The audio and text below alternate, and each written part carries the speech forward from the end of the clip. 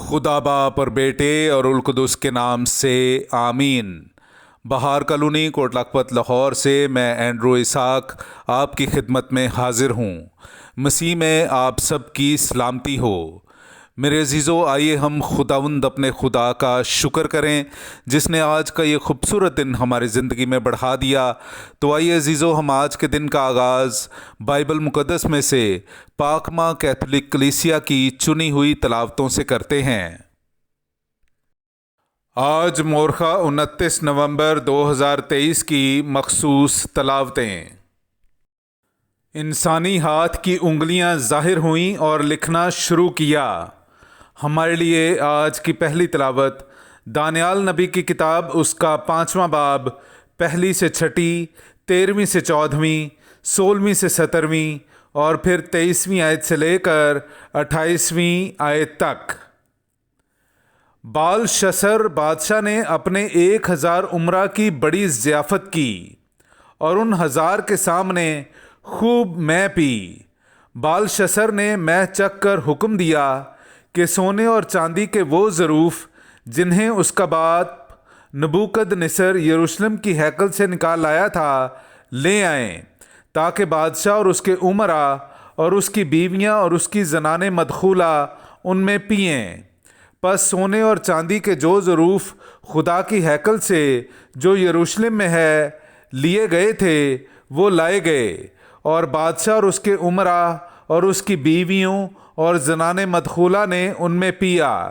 وہ میں پی پی کر سونے اور چاندی اور پیتل اور لوہے اور لکڑی اور پتھر کے معبودوں کی حمد کرتے رہے۔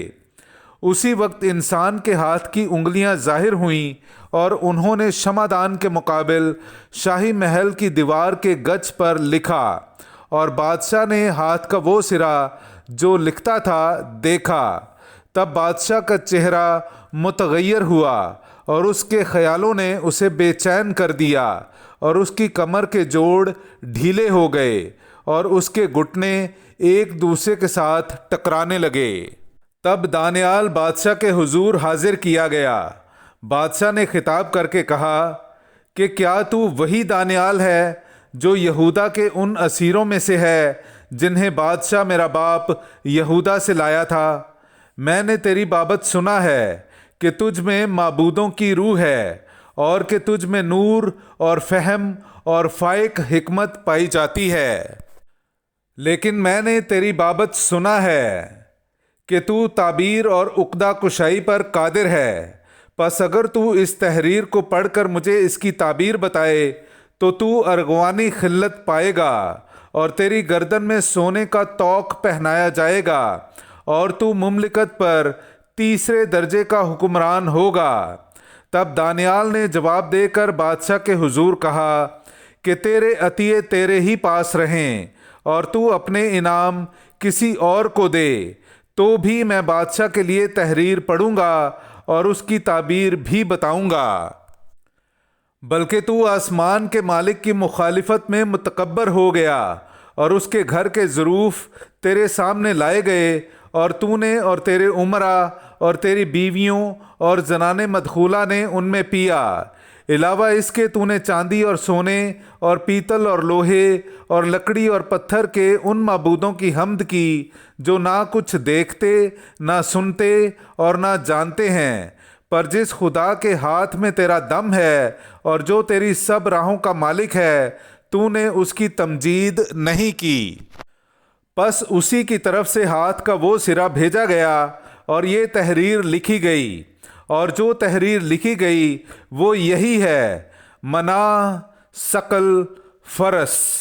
ان الفاظ کی تعبیر یہ ہے: منا یعنی خدا نے تیری مملکت کا حساب کر لیا ہے اور اسے تمام کر ڈالا ہے۔ ثقل یعنی تو ترازو میں تولا گیا ہے اور کم نکلا ہے۔